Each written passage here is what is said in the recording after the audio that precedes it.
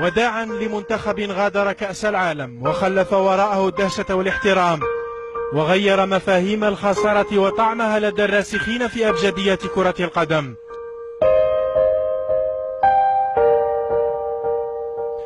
وداعا لمحاربي الصحراء الذين لم يتركوا الجميع يتحدثون عن الإقصاء، بل تساءل الجميع عن الأداء.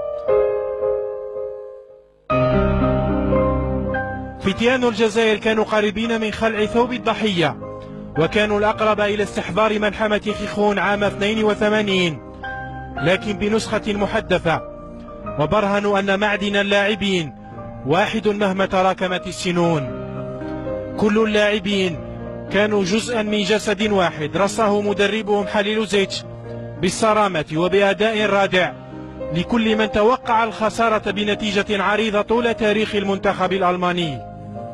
فنبولحي ومن معه آثروا الاستبسال ولم يسلكوا نهج الخوف، وجرجروا المنتخب الألماني إلى الوقت الإضافي، وخانتهم اللياقة البدنية وقليل من الخبرة، ولم يخنهم الأداء البطولي.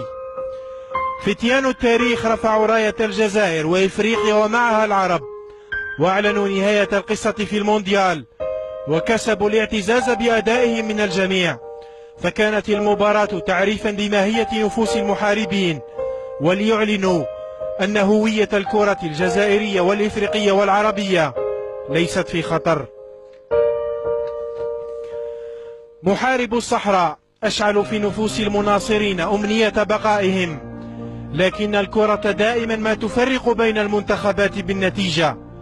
أداؤهم لم يترك كل مشجع يتجرع الخيبة كالعادة بعد كل خسارة، ويعض أصابع الندم على كل فرصة ضائعة. قال من ناصركم: الوداع لم يتشابه بالنسبة لكم ولكل مقصي من المونديال، لأن الخسارة بعزة أداء ليست هزيمة.